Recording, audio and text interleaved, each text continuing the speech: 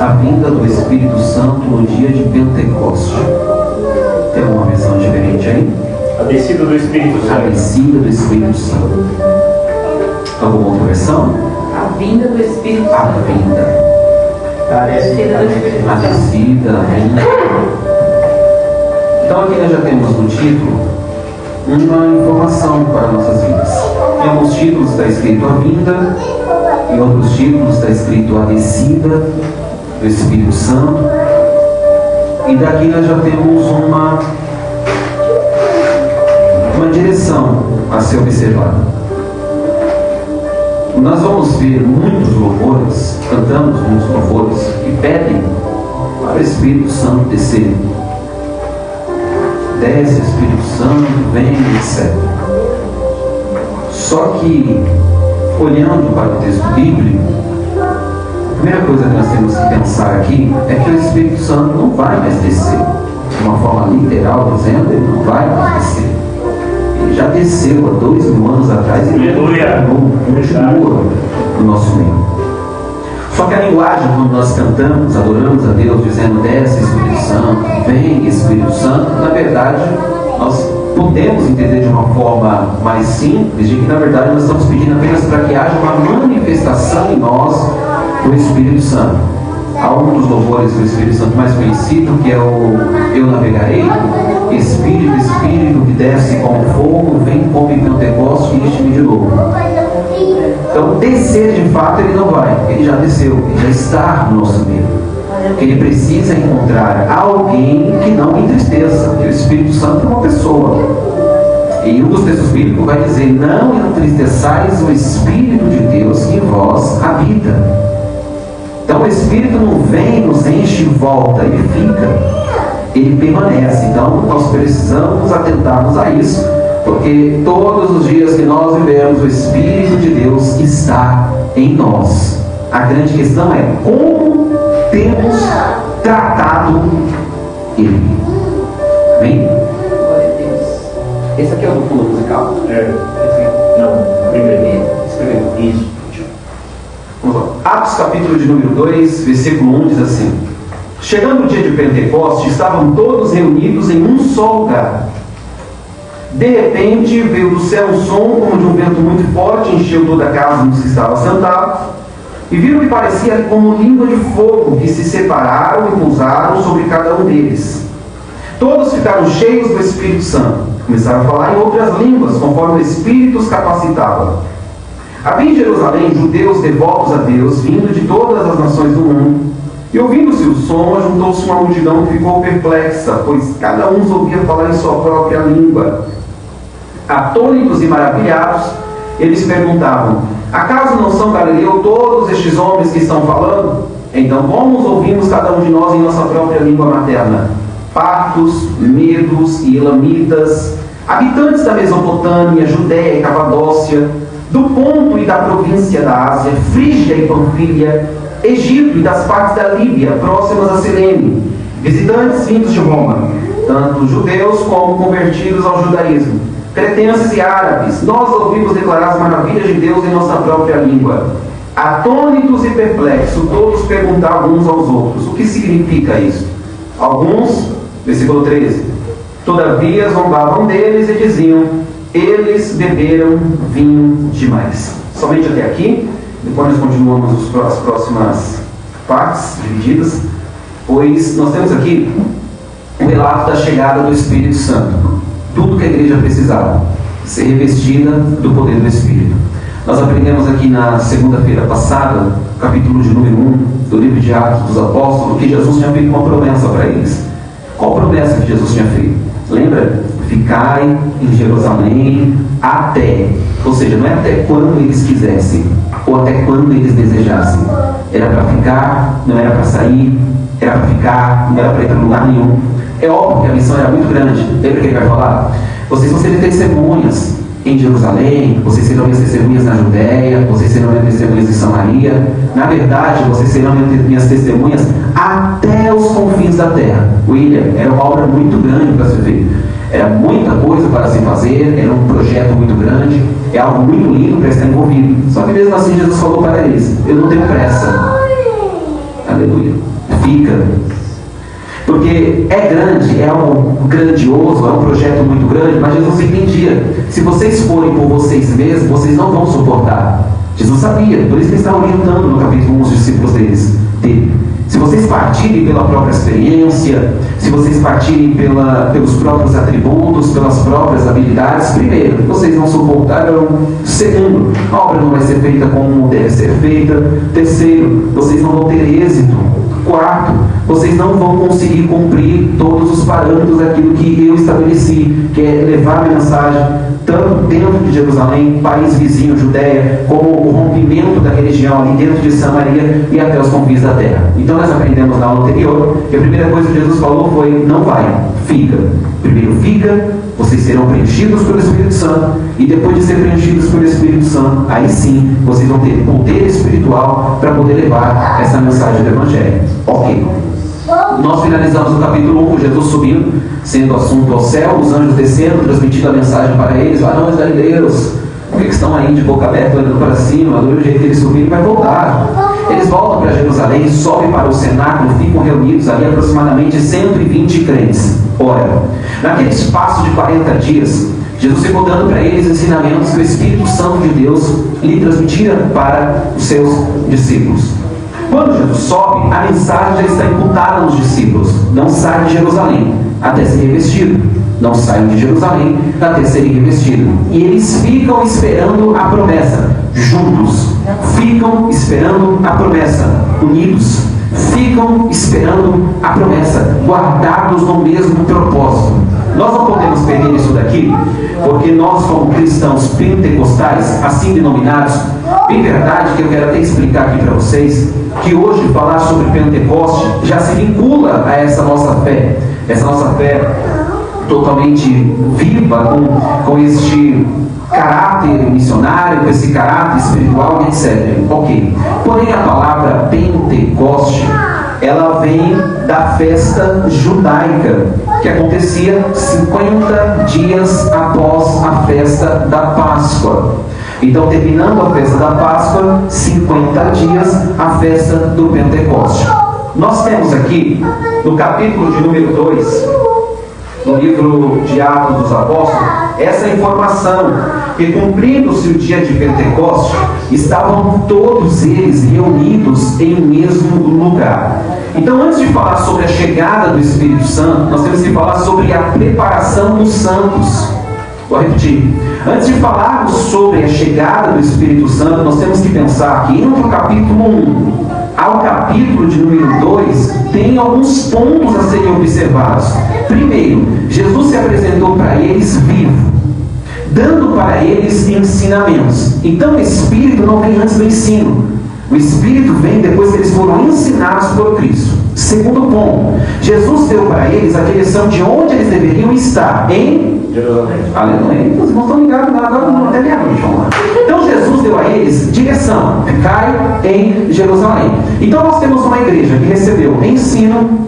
Nós temos uma igreja aqui que antes da chegada poderosa do Espírito Santo sabia onde deveria estar. Aleluia. Nós temos uma igreja que foi instruída por Cristo, e como eles estão aqui no capítulo 2, permanecem unidos, permanecem reunidos. A primeira informação que nós encontramos, eu quero ceder algumas informações dentro do texto, é que antes do Espírito Santo de Deus vir sobre aqueles quase 120 crentes, eles estavam preparados para recebê-lo. Não está dizendo que eles estavam desunidos, um estava num canto, o outro estava no outro, um queria, o outro não queria. Não, eles estavam em oração, reunidos no cenáculo, aguardando a promessa, esperando a promessa, acreditando na promessa que de Cristo ouviu.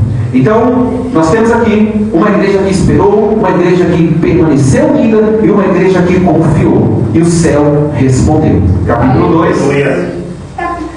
Todos reunidos em um só lugar. De repente. Por que de repente? Essa palavra expressa dentro deste texto que foi algo de repente, nos dá a ideia que não houve uma programação. Domingo, o Espírito vem. Pedro não se levantou no meio dos irmãos para dizer: se prepara aí, vaso. Quarta-feira é o dia que o Espírito vai gravar na casa. Não. Eles estavam aguardando, mas quem determinou quando o Espírito de Deus viria foi o próprio Deus. Não avisou dizendo, virei tal dia. E eu gosto que tem coisa que Deus não avisa. Até a volta de Jesus, nós já entendemos até que os discípulos até quiseram saber, e aí, a questão do estabelecimento do tempo, etc. Os próprios discípulos de outra ocasião perguntaram para Jesus, quando será a sua volta? Jesus deu só sinais. Não, porque vai ser semelhante a isso, vai ser semelhante àquilo. Por que Jesus já deixou logo claro? Alguns dizem, porque ele não sabia. Penso eu, acredito eu, que se Jesus deixasse claro quando ele iria voltar, pensa nos crentes perto. Vou dar um exemplo. Se Jesus tivesse dito em 2024, no dia 20 de dezembro, me aguarde às 10 horas da manhã, que eu estou chegando. Irmão, no dia 19, que até de crente, voltando para o caminho do Senhor. Igreja fechada, crente ia ligar para dizer, pastor, abre a igreja, que dia 20 GG está chegando. Então, por isso que você pega, por exemplo, aquela parábola das 10 virgens, onde ele vai dizer ali sobre 5 loucas, 5 prudentes. As prudentes vão se preparar no azeite de reserva. E qual é o sentido de tudo aquilo? O sentido é estar preparado independente do atraso ou não do noivo. Aleluia. Ou seja, se ele vir segunda, tem um azeite, estou preparado. Aleluia. Mas se ele demorar, exemplo, e vir só lá para sexta-feira, não tem problema não, tem azeite guardado aqui, eu vou botando azeite, estou guardando ele com a lamparina acesa. Então nós não sabemos quando, mas sabemos que ele vem. Então tem coisa que na obra de Deus acontece de repente. Porque quem precisa de agendamento somos nós. Quem precisa marcar datas para eventualidades humanas somos nós. Mas eventos divinos, ele age quando quer, vem quando quer, faz como quer, onde quer, na hora que quer e com quem ele quer. Então, de repente, irmãos, de repente veio do céu. E é interessante essa expressão que Lucas utiliza. De repente veio do céu um som como de um vento muito forte. Não é que entrou um vento. Lucas está narrando a expressão, como eles sentiram que a coisa aconteceu. Ele está dizendo assim, veio do céu um som, como se fosse de um vento, veio um barulho do céu. E encheu toda a casa na qual eles estavam assentados. Na qual eles estavam assentados. Vocês percebem que não há ação humana aqui? Não está dizendo que eles. Não, porque depois que eles começaram a pular, depois que eles começaram a fazer isso, depois eles estavam assentados no mesmo lugar. Por quê? Porque a ação espiritual não é provocada pelo homem. O avivamento não é o homem que provoca, é Deus que provoca no homem. Então eles estão assentados, e isso nos dá a entender que toda a glória da descida do Espírito Santo não é humana, é ação divina. É por isso que o som não veio da terra, o som veio do céu. É Deus dizendo, quem faz o barulho dentro da minha igreja sou eu. Glória a Deus. Aleluia. Barulho não traz a presença do Espírito, mas a presença do Espírito traz barulho. Mas não posso dizer que eu sou muito pentecostal. Vamos lá, e viram que parecia como línguas de fogo. Algo que parecia como língua de fogo que separavam e pousavam sobre cada um deles. Todos ficaram cheios do Espírito Santo e começaram a falar em outras línguas conforme o Espírito os capacitava. Ok. Todos começaram a falar em outras línguas conforme o Espírito de Deus os capacitava. Primeiro ponto que nós temos que observar aqui, que quando o Espírito de Deus veio, ele veio trazendo capacitação. Diga, o Espírito de Deus. O Espírito de Deus. Não, desse jeito você não está dizendo. Diga, o Espírito de Deus. O Espírito de Deus. Quando ele vem, ele capacita. Ele capacita. É por isso que na obra de Deus, no reino de Deus, não é sobre o que eu tenho, é sobre o que Ele me transmite. Eu acredito. Não é sobre a minha própria habilidade, é sobre a habilidade que Ele me dá, que Ele me concede. O Espírito Santo de Deus é o agente capacitador da igreja. É por isso que você nunca poderá dizer, não posso fazer algo porque não me sinto capaz. Quem disse que quando Deus te chama, aleluia, senti Deus aqui, vamos lá. Quem disse que quando Deus te chama para uma obra, Ele está contando com a tua capacidade? Talvez você não saiba, mas deixa eu te alertar aqui nesta noite. Deus, quando te escolheu, não estava contando com a tua conta bancária. espiritualidade. Quando Deus te escolheu, Ele não estava contando com o teu currículo, até porque a obra não é sua, a obra é dele. Deus não escolhe ninguém para a sua obra contando com o QI da pessoa, contando com a qualidade da pessoa. Por quê? Porque Ele próprio capacita para a obra. Pregador, só creio na Bíblia, eu também. Filipenses capítulo 1, versículo 6 vai dizer: aquele, pois, que começou a boa obra, Ele é fiel para aperfeiçoá-la até o dia de Cristo Jesus, o nosso Senhor. Se Deus te escolheu, se Deus te chamou, a capacitação vem dele.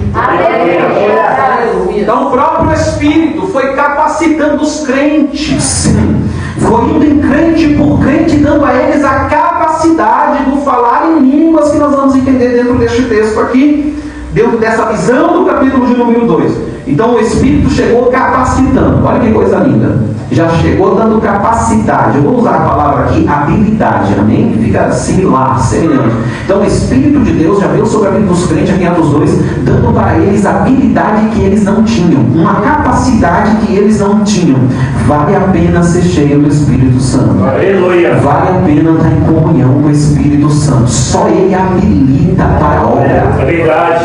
É por isso, existem até frases por aí. Uma das frases que existe por aí é que faculdade teológica forma teólogo, mas somente uma vocação forma um pastor, obreiro, ministro do Evangelho. Somente a unção do Espírito Santo capacita o ser humano para a obra. Amém? É o Espírito de Deus que habilita nossas vidas para a obra que é de Deus. Vamos lá, Atos 2, versículo de número 5. Lembra que eles começaram a falar em outras línguas, conforme o Espírito os capacitava. Agora nós vamos entender o que seria este falar em línguas em Atos 2. Havia em Jerusalém judeus devotos a Deus, vindo de todas as nações do mundo. Afinal de contas, estamos na época da festa do Pentecoste. Ouvindo-se o som, juntou-se uma multidão que ficou perplexa, pois cada um ouviam falar em sua própria língua. Atônitos e maravilhados, eles se perguntavam: estes homens não são galileus? Irmãos, eu vou usar uma palavra bem simples aqui para vocês entenderem o que eles estão querendo dizer aqui. Ser galileu naquela época é ser pobre. Esses homens não são pobres, não são o povo lá da Galileia. Esses homens não são galileus. É isso que eles estão querendo dizer. Esses homens são galileus, iletrados. Todos esses homens que estão falando, então, como que nós ouvimos cada um de nós em nossa própria língua materna? Por quê? Aí Lucas explica. Lá estavam reunidos o povo dos elamitas, os partos, os medos, habitantes da Mesopotâmia, Judéia e Capadócia, do ponto da província da Ásia, da Frígia, da Panfilha, do Egito, das partes da Líbia próximas a Cirene, visitantes vindos de Roma, tanto judeus convertidos ao judaísmo, cretenses e árabes. Nós os ouvimos declarar as maravilhas de Deus em nossa própria língua. Atônitos e perplexos, todos perguntavam uns aos outros: o que significa isto? E outros diziam: na verdade eles estão bêbados, beberam foi vinho demais, não é possível o negócio dele. Agora observe isso daqui, para a gente simplificar o que está acontecendo aqui. Suponhamos que nós aqui da Vila Joaniza, de repente, Atos 2 está cumprindo, na verdade, hoje. Nunca aconteceu Atos 2, o relato da história do cristianismo vai começar conosco aqui. Um exemplo: estamos nós aqui falando português. Só o William fala inglês, francês, alemão, dinamarquês. Brincadeira essa parte, volta cá. Então estamos nós aqui, William, falando em português, conversando entre nós, sentados na mesa, de repente vem um som, a gente escuta um barulho. E aquele barulho que nós escutamos é como se tivesse entrado um vento impetuoso na casa, ninguém entende nada. E nem tudo que Deus começa a fazer a gente entende. Tem coisa que Deus está fazendo hoje que nós só vamos entender depois. Aleluia. Não entra um vento, entra um som como de um vento, e a gente para enquanto a gente está ali naquela mesa, de repente a gente começa a ver como se fossem línguas de fogo descendo sobre a vida de cada um, e aquele silêncio do primeiro momento começa a ser rompido, porque eu começo a falar uma língua que eu nunca falei, vocês começam a falar uma língua que nunca falaram, e aquele barulho começa a ser tão grande, quase 120 pessoas falando, aquele barulho começa a ser tão grande que quem está do lado de fora, nas proximidades, se assusta, porque eles começaram a falar, todos começaram a falar, todos receberam uma língua que eles nunca tinham falado, só que o povo que está do lado de fora, próximo do Aigume, próximo do Gepires, como está tendo uma grande festa aqui na região, tem gente da França, tem gente, simplificando para a gente entender, tem gente lá fora que veio dos Estados Unidos para a festa, tem gente que veio da Dinamarca, tem gente que veio do Japão. Olha o que o Espírito de Deus aprontou naquele dia. Eita, Deus tremendo. De repente, falou da nossa irmã, a nossa irmã Luciene, agora vou lembrar, nossa irmã Luciene saiu daqui de dentro do templo. Quando ela chegou perto dos Gepires, ela encontrou uma irmã japonesa, uma senhora japonesa. Daqui a pouco ela começou a falar em japonês. A mulher olhou para ela e disse: mas você é do Brasil, como é que você está falando em japonês? Eu estou entendendo todas as maravilhas de Deus que você está falando. E ela dizendo: o Espírito me habilitou, eu estou capacitada pelo Espírito. De repente o William foi para o lado do Wyoming, encontrou um francês e começou a falar as maravilhas de Deus em francês. Nem o William estava entendendo o que isso estava acontecendo, mas o Espírito de Deus habilitou a vida dele. Então em Atos 2 foi isso que aconteceu. Haviam diversos países ali diversas nações com a sua própria língua, e o Espírito de Deus capacitou gente da Galileia, gente que não tinha nenhum tipo de estudo, gente que não tinha nenhum tipo de graduação. O Espírito veio trazendo o que? Uma capacitação. Agora, para que o Espírito deu essas línguas aqui em Atos 2? O texto diz, eles começaram a falar das maravilhas de Deus. Então, quando o poder capacitador de Deus veio sobre a vida dos discípulos, não foi para dizer: uau, esses irmãos são power, força, poderosos, olha como eles são, como eles têm algo. Não, foi para que o nome de Deus, por intermédio da transmissão da mensagem, fosse glorificado. Então o poder espiritual que eles receberam, a unção, a habilitação que eles receberam, foi para que a mensagem fosse avante. Imagina nós falando português, se fosse nós aqui, como eu estou dando exemplo, e daqui a pouco tem um americano lá fora que só fala o inglês, não entende o português. Como que a gente vai pregar Jesus? Aí o Espírito está dizendo: pode deixar que eu cheguei para dar jeito na obra missionária. O que não fala vai falar, o que não tem vai ter, o que não é vai ser, o que não faz vai fazer. Está entendendo a dinâmica desse Espírito? Como que nós resumimos isso daqui? É o Espírito de Deus dizendo: se você quiser fazer a obra missionária, eu vou te dar a capacitação que você precisa. Olha, a igreja não faz a obra missionária porque ela é poderosíssima. A igreja faz a obra missionária porque o Espírito de Deus é poderoso. Deixa eu profetizar aqui. Eu sei quando eu estou dando aula, eu sei quando eu estou profetizando, e agora eu vou profetizar. Deus vai nos habilitar para a obra missionária. Deus vai capacitar a minha e a sua vida para entrar dentro de casa tomados pelo poder do Espírito, para entrar na empresa tomados pelo poder do Espírito. Deus vai te dar habilidade que você nunca teve, unção que você nunca teve. Deus vai transmitir aquilo que a gente precisa. Porque o Deus que nos chama para a obra é o Deus que nos capacita. O Deus que nos chama para a obra é o Deus que nos dá a carta branca, é o Deus que nos habilita. Você está entendendo isso daqui? Então, quando o Espírito de Deus vem, é uma coisa muito poderosa, porque ele já chegou capacitando aqueles crentes, dizendo: vai que eu capacito, fala que eu habilito, abre a boca que eu falo por intermédio da tua boca.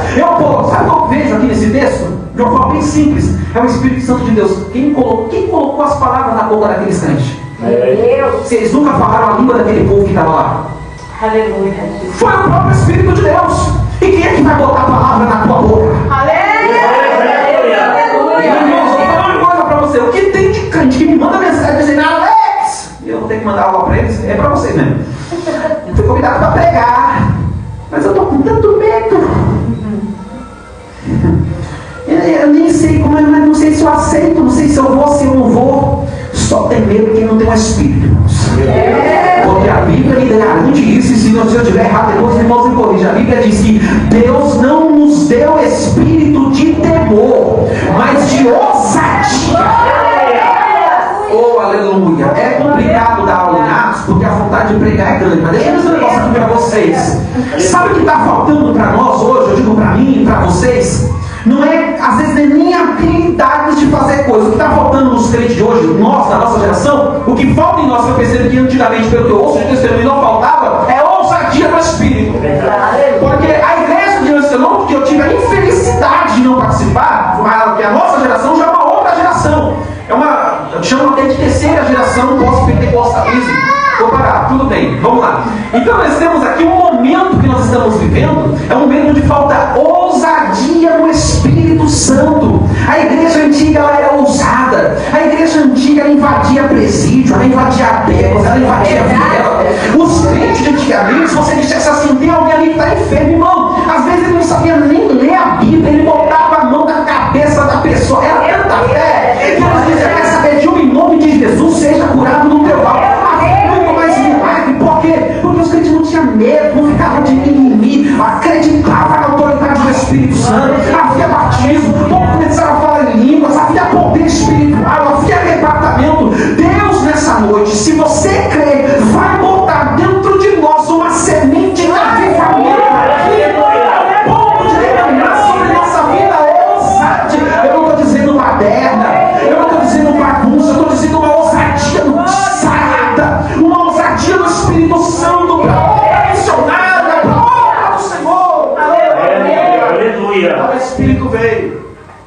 Eu não posso deixar isso aqui em aberto para que vocês não fiquem com essa lacuna, mas espera, se eu sou batizado no Espírito Santo, se eu falo em línguas, então estou eu falando então numa língua estrangeira? Não necessariamente. Vamos lá para 1 Coríntios. 1 Coríntios, capítulo de número 14. Glórias a Deus. Só para que os irmãos não fiquem assim meio... Vizinho, abaixa um pouquinho aí. 1 Coríntios, capítulo de número 14, versículo 2, diz assim: pois quem fala em uma língua não fala aos homens, mas a Deus. De fato, ninguém entende, em espírito fala mistérios. Mas quem profetiza o faz para edificação, encorajamento e consolação dos homens. Quem fala em línguas, a si mesmo se edifica, mas quem profetiza, edifica a igreja. Qual é o problema que estava acontecendo aqui na igreja de Corinto? Os irmãos estavam no culto sem ordem e decência, sem um culto descontrolado. Tanto é que depois desse capítulo, lá no final, Paulo vai dizer assim: mas meus irmãos, e se entrar o povo que não é crente, que não é domante igual vocês, e ver todo mundo falando em línguas aqui, eu falando em línguas aqui, eles vão pensar que vocês estão doidos? Então o que Paulo faz neste capítulo de número 14? Primeiro, ele explica que existe o falar em línguas da qual ninguém entende, mas que quando você fala, você edifica a si mesmo. Por exemplo, se eu falar em línguas aqui, estou edificando o meu espírito, vocês não estarão entendendo isso. Mas no ambiente de culto, Paulo vai dizer assim: irmãos, prefiro que vocês profetizem, que é o profetizar que Paulo diz é ministre a palavra, fale da palavra para que o povo entenda. Porque se eu falar em línguas, você não está entendendo nada. Eu estou sendo edificado, mas você não está entendendo. Então Paulo está explicando para a igreja: o falar em línguas é falar em mistério com Deus. Então nós temos Atos 2, que é as línguas das nações, que é idiomática. Então ali em Atos 2 teve idioma sendo falado. Aqui em 1 Coríntios 14, Paulo está explicando sobre o falar em línguas, que é o falar em mistério com Deus, e Paulo não está proibindo. Paulo está direcionando. Se for falar no meio do culto, que fale 2 ou 3 e que haja intérprete, porque a preocupação de Paulo no culto é a edificação da igreja. Como que a igreja é edificada? Quando o ministro fala em línguas ou quando o ministro fala aquilo que ela entende? Vocês querem que eu venha aqui nas segundas-feiras falar 30 minutos em línguas ou 30 minutos da palavra? Da palavra. Porque se eu falar em línguas, eu estou na minha liberdade em Cristo, mas eu estou edificando só a mim mesmo. E o meu papel dentro do culto é edificar a vida por intermédio daquilo que Deus vive. Então quando você chega no culto com esse dom de louvor, está edificando. Lê uma palavra, está edificando. Outro testemunho, está edificando. Um tem um cântico, outro tem hino, outro tem oração, outro tem palavra, e o nome de Deus vai sendo glorificado. Então Atos 2, idioma. Diga Atos 2. Atos 2. As línguas estranhas. As línguas estranhas. Idiomas. Em 1 Coríntios 14, Paulo está falando sobre o falar em línguas em mistério com Deus. Ok? Amém. E lá na frente, quando chegar em 1 Coríntios, talvez daqui a uns 2, 3 anos, a gente entende um pouco mais aí, 1 Coríntios 14. Mas só para não ficar aquela, mas peraí, se for idioma, então eu estou falando idioma? Não necessariamente. Mas se Deus quiser te usar, dando essa capacidade para falar em uma língua de uma outra nação para alguém, Deus pode fazer isso. Sim ou não? Sim. Isso aí. Aleluia. Então, o Espírito de Deus, ele veio para capacitar a igreja para a obra missionária. Glórias a Deus. Então vamos lá. só para a gente não perder o gancho aqui, todas as vezes que nós entendemos então que o Espírito Santo de Deus está agindo e trabalhando, e não há nenhum tipo de ação missionária, a gente tem que ficar com as anteninhas ligadas. Porque se o Espírito de Deus veio trazendo essa capacitação para a obra missionária, habilitando os crentes para a missão, hoje ele não faria de uma forma diferente. O Espírito Santo não vem para nos fazer ser o ápice de uma igreja, de uma congregação, de um ministério. Ele vem para que o reino de Deus se expanda. Ele nos enche para que o reino de Deus... Essa é uma das funções. O Espírito Santo tem outras funções também. Isso se aprende numa matéria teológica, que é sistematização do ensino, que é provável que talvez lá na frente a gente se aplique um pouquinho mais. Pois é interessante aprender sobre o papel do Espírito Santo de Deus na igreja. Mas deixa isso mais para frente. Versículo de número 14. Nós vamos pensar agora sobre a pregação de Pedro. Então nós temos aqui a ministração sendo feita e agora a pregação que Pedro vai fazer depois de ser cheio do Espírito Santo. Olha a mensagem de Pedro. Então Pedro se levantou com os 11. Em alta voz dirigiu-se à multidão. O Espírito de Deus levou ele para o povo. O Espírito de Deus veio, encheu e levou ele para o povo. É meio preocupante quando alguém se diz cristão, cheio do Espírito Santo, mas não gosta de se envolver com o povo. Não vai ao povo, não se reúne com o povo de Deus e nem vai em direção ao povo que precisa da mensagem de Deus. Então, você percebe que a igreja começa a se movimentar. Lembra que nós já falamos sobre isso? O reino de Deus está em movimento e a igreja não pode estar parada. Vou repetir. O reino de Deus está em movimento e a igreja não pode ficar parada. Glória a Deus, é verdade. Se dirigiu para a multidão. Homens de Judeia, olha a pregação de Pedro. E todos os que vivem em Jerusalém, deixe-me explicar isso, ouçam com atenção. Estes homens não estão bêbados como vocês supõem. Ainda são 9 horas da manhã. Ao contrário, isto é o que foi predito pelo profeta Joel. Nos últimos dias, diz Deus, derramarei do meu espírito sobre todos os povos. Seus filhos e suas filhas profetizarão, os jovens terão visões, os velhos terão sonhos. Sobre os meus servos e as minhas servas derramarei do meu espírito naqueles dias, e eles profetizarão. Sobre quem? Servos e servas. Isso é interessante. O Espírito Santo de Deus estava predito para vir sobre servos e servas. O Espírito de Deus só usa servos, irmãos.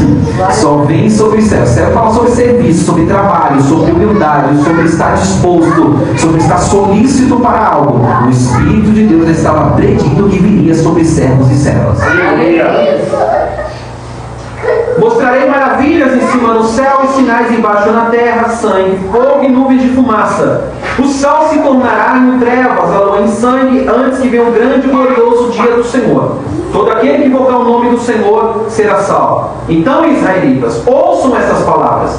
Jesus de Nazaré foi aprovado por Deus diante de vocês por meio de milagres, maravilhas e sinais que Deus fez entre vocês por intermédio dele, como vocês mesmos sabem. Irmãos, a pregação de Pedro ela é riquíssima em detalhes. Nós vamos aqui passar um pouco por cima, mas se a gente fosse parar para analisar cada ponto da pregação de Pedro, daria umas 4 pregações somente aqui dentro. Olha só esse ponto, o que Pedro ministra naquele dia cheio do Espírito Santo. Olha esse versículo de número 32. Jesus de Nazaré foi aprovado por Deus diante de vocês. O texto não está dizendo foi aprovado por vocês. O texto está dizendo foi aprovado por Deus. Lembra do conselho de Paulo para Timóteo? Apresenta-te a Deus como obreiro aprovado de que não tem do que se envergonhar. Paulo não diz para o jovem pastor Timóteo, apresenta-se para os homens, porque antes do ministro de Deus, antes do crente estar diante dos homens, ele precisa estar diante de Deus. A aprovação começa lá, não é aqui? Aleluia. Eu não tenho que buscar ser aprovado aqui para ser aprovado lá. Eu tenho que ser aprovado lá para depois ser aprovado aqui. E se não for aprovado aqui, não tem problema, porque esse erro não foi aprovado. Foi apedrejado. Mas o céu disse, eu aprovo. Abriu o céu, ele olhou para cima e disse, eu vejo. Aleluia. Mas isso para depois, senão vocês não vêm no capítulo 7, né? Então vamos voltar aqui. Por meio de milagres e maravilhas, este homem lhes foi entregue por propósito determinado e pré-conhecimento de Deus. E vocês, com a ajuda de homens perversos, o mataram, pregando na cruz. Mas Deus o ressuscitou dos mortos, rompendo os laços da morte, porque era impossível que a morte o retivesse. Por que era impossível que a morte o retivesse? Tempo. Por que Pedro pregou que era impossível que a morte o segurasse? Porque não tinha pecado. Tá vendo aí? Porque o salário do pecado é a morte. Como é que vai dar o pagamento da morte se o camarada nunca pegou? Imagina dizendo para a morte: e aí, morte? Vai segurar ele aí? Vai pagar o preço, o salário para ele? Esse aqui não tem como. Aleluia. Por quê? Nunca pegou. Aleluia. Não deu para segurar ele. Segurei Davi, segurei Abraão, segurei Salomão. Esse aqui, nem túmulo ele comprou, pegou um túmulo emprestado. Por quê?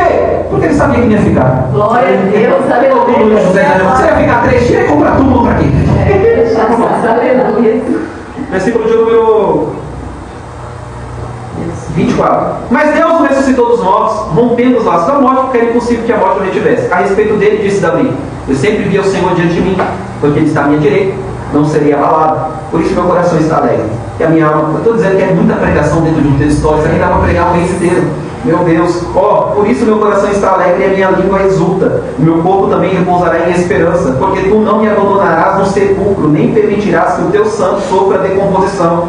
Tu me fizeste conhecer os caminhos da vida e me encherás de alegria na tua presença. Irmãos, posso dizer com franqueza que o patriarca Davi morreu e foi sepultado, e o seu túmulo está entre nós até o dia de hoje. Mas ele era profeta e sabia que Deus lhe prometera sobre juramento que colocaria um dos seus descendentes em seu trono. Prevendo isto, falou da ressurreição do Cristo, que não foi abandonado no sepulcro e cujo corpo não sofreu decomposição. Então deu tempo. Aleluia. Eita, Jesus! Deus ressuscitou este Jesus, e todos nós somos testemunha deste fato. Exaltado à direita de Deus, ele recebeu do Pai o Espírito Santo prometido e derramou o que vocês agora veem e ouvem, pois Davi não subiu ao céu, mas ele mesmo declarou: o Senhor disse ao meu Senhor: senta à minha direita, até que eu ponha os teus inimigos como estrado para os teus pés. Portanto, que todo Israel fique certo: esse Jesus a quem vocês crucificaram, Deus o fez Senhor e Cristo. Quando ouviram isto, ficaram aflitos em seu coração e perguntaram a Pedro e aos outros apóstolos: irmãos, o que faremos? Irmãos, presta atenção nisso daqui. A pregação de Pedro, cheio do Espírito Santo, provocou nos ouvintes deles a decisão: o que nós temos que fazer agora? Diga assim: mensagem que não muda nada, Que não muda nada. não vale nada. Não vale nada. Já percebeu que tem mensagem que não muda nada? Só que um Pedro cheio do Espírito Santo está pregando para uma multidão que, quando ele está terminando de pregar, eles estão perguntando: o que a gente tem que fazer? Glória a Deus, Aleluia. aleluia. Você acha que Pedro era o que? Letrado? Pedro era pescador. Verdade. Você acha que Pedro tinha saído aqui de uma faculdade teológica? Nada contra a faculdade teológica, não, irmãos. Pelo contrário, quem quiser fazer que faça, eu um dia também farei. Mas você acha que Pedro está saindo de uma catedral, de uma faculdade, de algo do tipo? Mas Pedro está tomado pelo Espírito Santo de Deus. Eu vou falar para vocês aqui que o segredo da mensagem de Pedro não foi a qualidade técnica da mensagem, porque hoje existe toda a performance e nós temos que aprender de tudo, de fato. Mas não foi isso. Não foi a oratória de Pedro, porque o que traz resultado para uma pregação não é a dicção do pregador, não é a oratória do pregador, não é a persuasão do pregador, não é o fundo musical do pregador. O que faz a diferença numa mensagem é a unção na vida do pregador. Aleluia.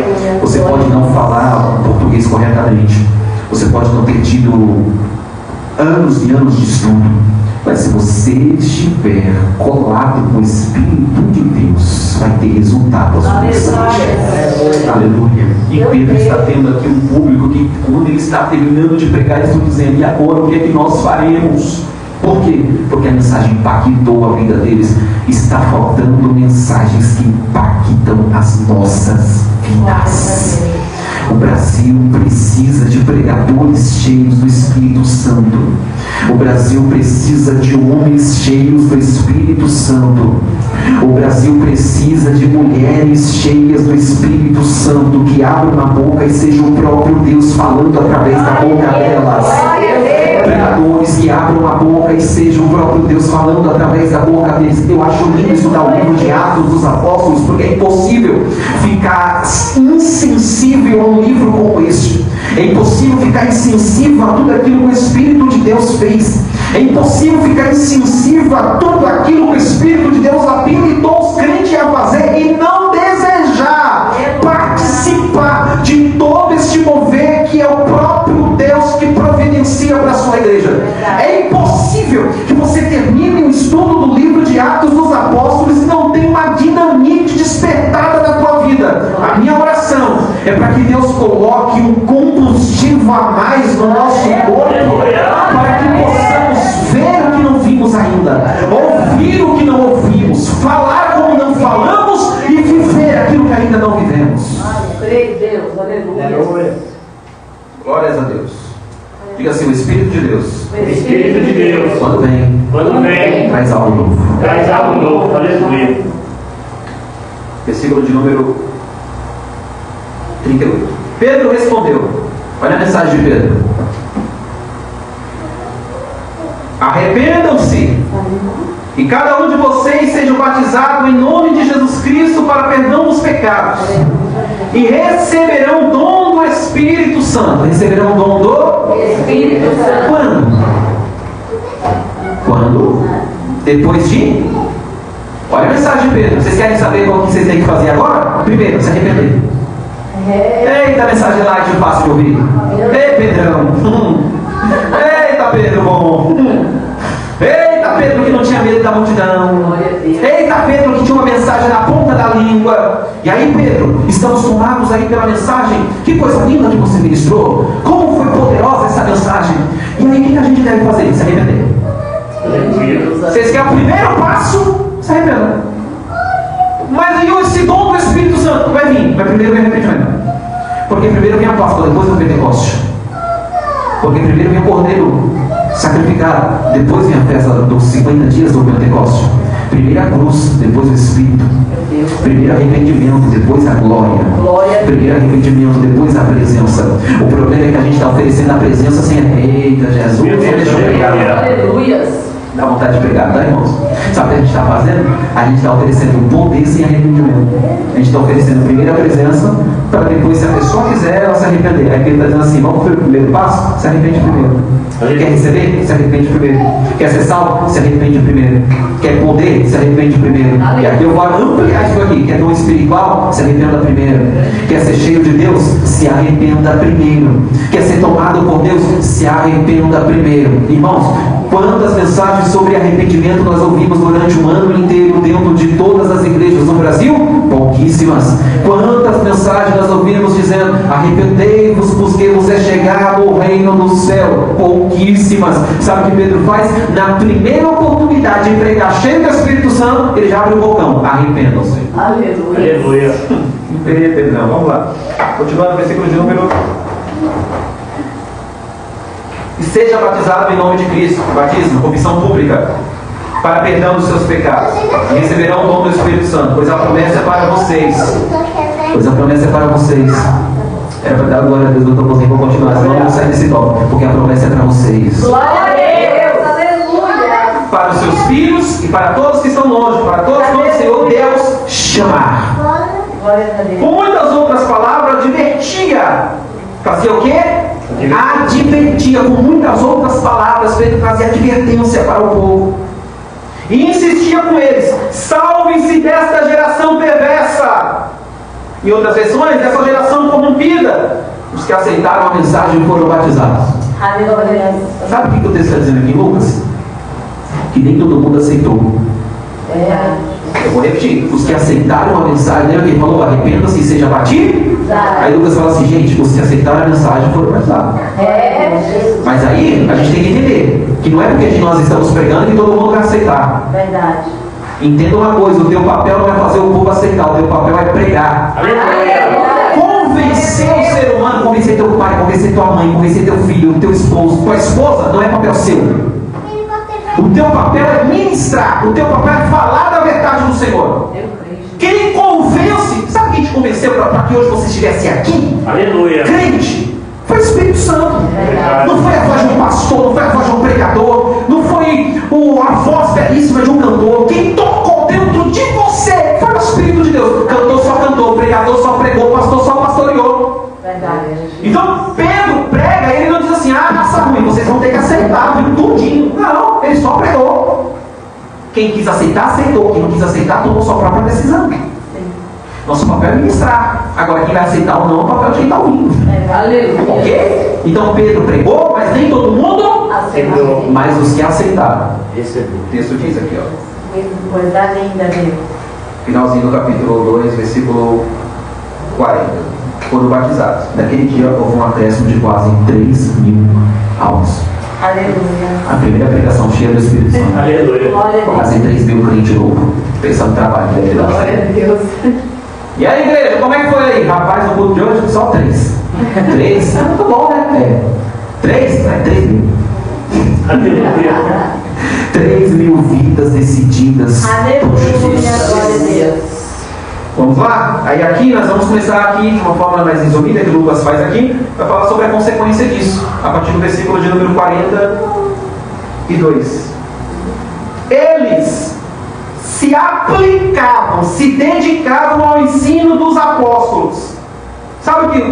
Tem outra versão aí? Diz aí no 42, tem uma versão diferente? Eles perseveravam, se dedicavam, perseveravam. E o que é um perseverar e dedicar no ensino dos apóstolos aqui? Tudo aquilo que os apóstolos ensinavam, eles ficavam ali, ó, meditando, não pensar, eita, coisa boa, eita, olha o apóstolo Pedro falou desse no culto de hoje.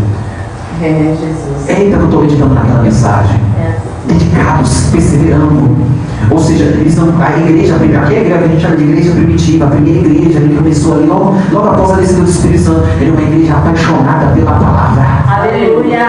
Eles se dedicavam, eles perseveravam, eles queriam se alimentar cada vez mais daquilo que eles estavam aprendendo. Crente cheio do Espírito Santo ama a palavra de Deus. É verdade, aleluia. Crente cheio do Espírito Santo ama, é apaixonado pela palavra de Deus. Oh, aleluia! Louvado seja o nome do Senhor. Eles não somente amavam a palavra, não somente se dedicavam na palavra. Aleluias! O texto diz também que havia neles comunhão. Aleluia. Uma igreja cheia do Espírito Santo. Eu nunca vi um crente cheio do Espírito Santo encrenqueiro. Eu falei isso aqui porque eu gostei. Eu nunca vi um crente cheio do Espírito Santo encrenqueiro, irmão. Jesus. Quando você encontrar um crente, seja onde você é encrenqueiro, chama o camarada para orar. Aleluia. Porque ou a oração te afasta da encrenca, ou a encrenca te afasta da oração. Então não briga, porque é seu irmão. Eu falo assim: irmão, vamos fazer o seguinte, deixa esse assunto de lado, vamos fazer 30 minutinhos de oração ali. Oi, irmão. Pode ser o mais encrenqueiro do mundo. Se descer na oração, então já percebeu? Às vezes até a gente está meio atribulado, meio preocupado com algumas coisas. Depois a gente ora 10 minutinhos, 20 minutinhos, o negócio muda. É por isso que a oração vale a pena. A gente falou sobre oração aqui nos capítulos anteriores. Vale a pena. Então quando você encontrar aqui, é um segredo para os obreiros. Vocês têm que apaziguar as coisas e tudo mais. Então sabe aquele crente que todo lugar tem. Aquele crente meio atribulado, meio cheio de confusão, ninguém presta, ninguém vale nada. Vamos orar 20 minutinhos ali rapidinho. Estou sentindo de orar, vamos orar. Pronto, você vai ver como a mente da pessoa vai mudar, o coração da pessoa vai mudar. Diga assim: a oração dá jeito. Meu Deus. E às vezes o atribulado somos nós. E aí que a gente tem que lembrar dessa mensagem. Peraí, não estou muito crente não. Já sei o que eu vou fazer. Vou orar. Aleluia. E a gente muda na oração. Amém, irmãos? Amém. Então, vamos lá. Então eles tinham perseverança na palavra e eles tinham comunhão. Diga, perseveravam na palavra e tinham comunhão. Vamos ver o que mais. Olha que igreja poderosa. E no partido, sabe o que o texto está dizendo aqui? Eles se preocupavam com a necessidade do outro. O partido do pão aqui não é só pãozinho de café da manhã, não. Que aí tem gente que desde a frente assim, tá vendo aí? Você tem que tomar um bom café da manhã, levar os irmãos para comer um pão. Não é isso, não é isso. O partido do pão aqui é suprir a necessidade um do outro, é o se preocupar com o outro. Aleluia. Você ainda se preocupa com a vida do seu irmão? Se ele está bem? Você ainda ora por ele, se pergunta se ele quer oração, e aí, irmão, como é que está a sua vida? Está precisando de alguma coisa? Então a igreja primitiva, ela tinha persistência na palavra, ela tinha comunhão e ela ajudava uns aos outros. E eu vou falar para vocês, a vida hoje é cada um por si. Verdade. Não pense você que as pessoas vão estender o tapete vermelho para você. São pouquíssimas que têm esse espírito cristão. Mas a igreja, ela não é do mundo. Não, mas ninguém ajuda ninguém. Sim, o mundo é assim. Mas tu é crente. Não, mas fulano não presta. Eu sei que não presta, mas tu é crente. Aleluia. Não, mas fulano não vale R$1. Sim, mas tu é crente. Tu também não vale, Jesus morreu por você. Está entendendo? Então a igreja primitiva, ela era a igreja que partia o pão. Vai ter gente que tu vai dar pão, na verdade a vontade era dar fel, veneno. Mas a graça de Deus te alcança antes. Aleluia. Te diz, não, dá pão. Lembra, irmão, só pra gente finalizar já. Eu sei que o horário já está dando, mas só pra gente entender isso daqui. Lembra de Davi? Davi não vai pro campo para lutar com o gigante. Davi vai para levar marmita. Né? Davi foi levar queijo. Olha, Davi falou, eu vou levar queijo para o filho dele que estava na guerra. Uma marmitinha que o pai preparou. Queijo, Davi, vai lá, leva marmita lá para os teus irmãos, leva alimento para os teus irmãos. Vai ver como é que está a guerra. Quando Davi chega lá, o gigante está gritando, dá um homem aí para lutar contra mim. Quem ganhar, fica com a vitória. E os camaradas tudo com medo, temeroso, mas Davi tinha sido ungido já. A marca da Davi vai dar, quem é esse circunciso filisteu? Aquele que não tem a marca da circuncisão para afrontar o exército do Deus vivo. Davi tinha ido levar comida para os irmãos, sim ou não? Sim. Davi levou comida para os irmãos, mas para o gigante, pedras. Aleluia. O problema é que a gente está invertendo, dando comida para o inimigo e pedra para os irmãos. Deus. Aleluia. Não doutrina, pastor Alexa, tu. Aleluia. Não, a gente tem que dar pão para os nossos irmãos. Pedras é para o nosso inimigo. Glórias a Deus. Então aqui a igreja primitiva ajudava uns aos outros, porque eles eram cheios do Espírito. Sabe por que tem gente que não ajuda ninguém? Fala ou não fala? Fala. Porque já perdeu a presença do Espírito Santo faz tempo. Eu não vou ajudar fulano, não sou nada. O pastor Alexa, se tu quiser que ajude. Eu não dou mais R$1. E às vezes nem é dinheiro, ajuda às vezes nem é nem dinheiro. Às vezes a ajuda que você faz por alguém é uma visita que você faz. É um abraço que você dá, é um zap que você manda. E aí, varão, tá tudo bem? E aí, Vaso, você percebeu que você não participou essa semana? Tá tudo ok aí? Tá firme na rocha? Quando a gente quer, eu passo aí, varão. Próximo curso, se eu não vir, eu vou pontuar na tua casa. Tá entendendo? Por quê? Porque ajudava uns aos.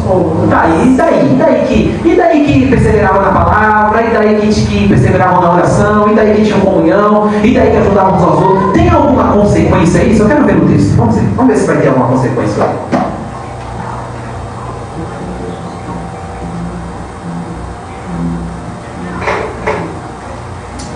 Todos estavam cheios de temor. Irmãos, é muita coisa. Que horas são? Que tem horas aí? Tá certo aquele relógio ali? Todos estavam cheios de temor. Havia o que na igreja primitiva? Maravilha. Temor. Diga temor. E temor não é medo. Temor é reverência. Tá entendendo? Olha que igreja linda. Quem não queria congregar numa igreja dessa? Pastor Alexa, tu. O povo perseverava na doutrina dos apóstolos, queria a Bíblia, queria a palavra, queria a pregação do Evangelho, perseverava, ficava ali meditando em tudo aquilo que eu via dos apóstolos. Era uma igreja que tinha partido o pão, se preocupava com os outros. Era uma igreja que tinha oração. A gente aprendeu aqui, pastor Alexa, tu, que a oração tira até a confusão dentro da igreja. A gente estava falando aqui, quando você não estava, que todas as vezes que a gente achava um crente atribulado, é só falar para ele, não, vamos orar 20 minutos com ele, acaba a tribulação. Então pensa, uma igreja que orava, uma igreja que tinha comunhão, uma igreja que tinha partido pão. Aí Lucas vai dizer assim, e tinha temor, sabe o que é isso? Reverência. E sabe o que não tem mais nos cultos de hoje? Reverência. Mas a igreja aqui que nós estamos tratando, cheia do Espírito Santo, reverenciava a Deus, tinha temor a Deus, oh aleluia. O princípio da sabedoria, Salomão vai dizer, é o temor ao Senhor. Aleluia. É uma igreja sábia. Glórias a Jesus. Glórias a Deus. Aleluia. O que mais? Vamos ver aqui no texto. E muitas maravilhas e sinais eram feitos pelos apóstolos. Os que criam mantinham-se unidos, mantinham-se brigados, mantinham-se em intrigas. Está escrito aí? Não estava envolvido em intrigas, em confusões, em falatórios, em diz que me diz, as coisinhas. Não tinha essas bagaceiras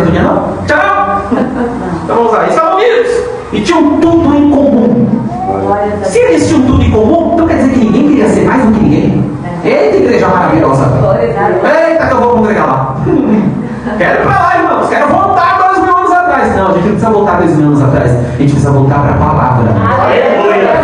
Deus. A gente precisa simplesmente ler a Bíblia, entender o que a Bíblia está dizendo e voltar para o que a Bíblia está dizendo. Só isso. Tinham tudo em comum. Olha só. Vendiam as suas propriedades e bens, distribuíam a cada um conforme a sua necessidade. O que Lucas está expressando aqui, dentro de um resumo básico, é: eles não se apegavam a nada. Aleluia. O que é meu pode servir ao meu irmão. Aleluia. Está entendendo? A ideia aqui é: o que eu tenho vai servir para o reino. Glória a Deus. Vendiam suas propriedades e depositavam, porque eles tinham tudo em comum, queriam ter tudo em comum. Eles estavam dizendo: tudo que eu tenho vai ser. Isso aqui é lindo demais. Então você vai profetizar isso daqui. Diga assim: tudo que eu tenho, Tudo que eu tenho vai servir para a glória de Deus. para a glória de Deus. Eu creio. Aleluia. Oh, aleluia. Glória. Agora nós vamos até meia-noite. Glória a Deus. Vamos lá, para finalizar. Todos os Dias. continuavam a reunir-se no pátio do templo. Peraí, então quer dizer que eles gostavam de estar cultuando ao Senhor? Porque tem gente que não gosta mais. Eles se reuniam, eles não estavam dizendo assim: todos os dias eles faziam as orações dentro da própria casa. Está dizendo isso aí, irmãos? Na minha Bíblia não está. Não está, na minha não está. Na minha Bíblia não está dizendo todos os dias eles eram crentes de si mesmo.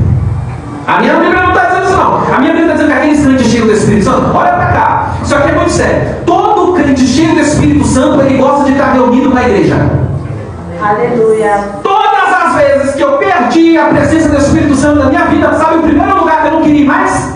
Não era para o shopping. O shopping continua indo. Não era para os parques e ibirapueras da vida. Não era para a praia, ia também. Mas todas as vezes que eu senti que eu perdi a presença do Espírito Santo de Deus na minha vida, o primeiro lugar que eu já não... E a gente sempre arruma uma desculpa. Sempre tem um motivo. Por causa disso, por causa daquilo, por causa... É porque tu é frio. Meu Deus. Tá gravando? Lá vai. Para vocês que vão assistir alunos sorrindo depois, todas as vezes que você perdeu o desejo de ir para a igreja cultuar onde você congrega, é porque tu tá gelado, tu tá frio, tu tá longe de Deus. Porque é impossível estar perto de Deus e não querer estar perto dos filhos dele. Aleluia. Serve que é de Glória. graça. Aleluia. É verdade. Então, todos eles estavam tão cheios do Espírito Santo que todos os dias eles se reuniam. Aí, geralmente, nas nossas igrejas, os cultos são geralmente 3 cultos por semana. Tem igreja que tem 4 cultos, mas são poucas. Não sei, Deus é bom que tem culto todo dia. Mas geralmente as igrejas aqui de São Paulo, podemos dizer por aqui, são 3 dias por semana. Às vezes é terça, quinta e domingo. Às vezes é quarta, sexta e domingo. Às vezes é segunda, quarta e domingo. E 3 cultos por semana tem crente que não vai em um. É verdade. Está cheio do quê? Fala para mim. Tu está cheio do quê? Fala para mim. Se você não consegue estar perto dos irmãos que vai morar no céu, aliás, tu vai fazer o quê no céu? Se na terra tu não consegue viver em comunhão com seus irmãos, você vai fazer o quê na glória? Vamos mudar de tópico aqui, senão vai virar doutrina isso aqui. Então eles estavam todos os dias no templo, partiam o pão em suas casas e juntos participavam das refeições com alegria, juntos com alegria e sinceridade de coração. Eram sinceros. A palavra sincero vem do latim, significa sincero, ou seja, sem nenhum tipo de dubiedade. Havia sinceridade no meio da igreja. Seja sincero, irmão. Aleluia. Eles eram sinceros no Senhor. Não precisa inventar muita coisa, não. É só ser sincero. Pronto. Eles eram sinceros. De coração. Louvando a Deus. Aleluia. E tendo a simpatia de todo o povo. E o Senhor acrescentava diariamente os que iam sendo salvos. Irmãos, Oh, aleluia. olha como Lucas finaliza esse capítulo 2 aqui. Deus acrescentava diariamente para aquela igreja os que iam sendo salvos. Sabe o que eu vejo aqui nesse texto, pastor Alexandre? Que aquela igreja mexia com Deus. Glória a Deus. Aleluia. Talvez essa palavra ficou meio... quando a gente se refere a Deus, mas eu vou usar essa palavra simples mesmo. Aquela igreja mexia com Deus. E Deus olhava para aquela igreja, via uma igreja que orava, via uma igreja sincera, via uma igreja unida, uma igreja que mais que agora vocês não têm que falar isso, não volta você na igreja que vem. O que mais fazia? Compartilhar pão, comunhão, o que mais? Todos os dias gostavam de estarem juntos, louvavam a Deus, tinham temor, né? Tinham reverência. O que mais que a gente achou dentro do texto aí sobre essa igreja? Voltado na palavra. Amavam a palavra. Uma igreja que amava a palavra. O que mais? Tem pouco. Mas também mais umas duas coisas aí. Vamos lá. Temiam a Deus. O que Deus fazia? Eita, povo preparado, eu vou mandar mais gente, Então Deus não pode mandar mais gente. Agora eu estou profetizando, já foi duas coisas, eu estou ensinando, agora eu estou profetizando, agora eu estou profetizando. Sabe o que Deus estava dizendo? Agora que meu povo está preparado, eu vou mandar. Porque só pode curar quem é curado, só pode transformar quem é transformado, só pode libertar quem é libertado, só pode cuidar quem já foi cuidado. Deus estava dizendo, já que a minha igreja está cheia do Espírito Santo, entendeu que tem que viver um pelo outro, entendeu que tem que estar na oração, entendeu que tem que estar na comunhão com os irmãos, na comunhão com Deus, entendeu que tem que se apresentar diante de Deus antes de se apresentar diante dos homens. Agora eu cresço a minha igreja, eu envio para a minha igreja todos os dias. Por quê? Porque eles se reuniam todos os dias. Então quando eles iam se reunir, Deus tocava no coração de alguém para dizer, vai. E quando chegava, era acrescentados na igreja. Deixa eu terminar esse texto aqui, dizendo isso aqui para vocês. Alguém, pastor Alessandro, que vem para um culto, na Assembleia de Deus, Deus conosco, e sai do culto desta igreja, sem vontade de servir a Deus, alguma coisa pode estar errada. Eu profetizo que todo aquele que pisar, está entendendo isso daqui, irmãos? Recebe isso daqui. Oh, aleluia. Eu profetizo que todo aquele que pisar a planta dos pés neste lugar, pode até não levantar a mão e dizer eu quero Jesus, mas vai sair daqui com a mente turbilhando pelo Evangelho do Senhor. Deus vai mandar pessoas aqui. É por isso que vocês têm que cultuar com sinceridade, com verdade, com vontade, com desejo, e cheios do Espírito Santo, porque esse lugar aqui tem que ser um calor espiritual. Eu não quero nem saber quem vai entrar aqui. Se entrar aqui vai ser impactado pelo poder de Deus. Se entrar vai ser tocado pelo poder do Senhor. É Deus que capacita. Em nome de Jesus, coloca de pé em nome de Jesus. É Deus que capacita a sua igreja. É Deus que capacita a igreja. Com a tua cabeça, fecha os olhos, Senhor Deus Pai, nesta noite nós te agradecemos pela tua palavra, Senhor. Nós te agradecemos pelo teu direcionamento e por tudo que o Senhor ainda vai fazer no nosso meio, ainda vai fazer nas nossas vidas. Hoje nós entendemos que é o Senhor que nos habilita, é o Senhor que dá habilidade para a obra missionária, é o Senhor que nos levanta, é o Senhor que une a tua igreja. Nós aprendemos que uma pregação cheia do Espírito Santo toca na vida do povo, então nos faz cheios, Senhor. Nos tira o medo, Pai amado, nos faz subir na dimensão espiritual, nos faz enxergar o que o Senhor tem para nós. Livra a nossa vida do homem seminário, livra a nossa vida de acidentes, livra a nossa vida das setas satânicas, nos livra do mal, livra a nossa casa, livra a nossa família, pois nós estamos em uma grande obra e nós sabemos que estamos na mira do diabo. Nós sabemos que o inimigo nos odeia, quer destruir o plano, quer destruir o projeto, mas nesta noite o Senhor acendeu uma labareda no nosso coração, e eu profetizo sobre as nossas vidas que essa chama não vai se apagar. Nós veremos sinais, veremos maravilhas, veremos o teu nome ser glorificado por intermédio da tua igreja, da tua noiva, da tua casa. Em nome de Jesus, aviva nosso espírito, aviva nossa alma, aviva nossos cultos, aviva nosso coração. Oh, aleluia, aviva, Senhor, aviva nossos jovens, aviva os nossos obreiros, aviva os membros da congregação. Traz um grande avivamento espiritual sobre este Brasil, sobre a nossa nação, e nos faz ver o teu agir e o teu operar, em nome de Jesus. Glória a Deus. Amém. Amém.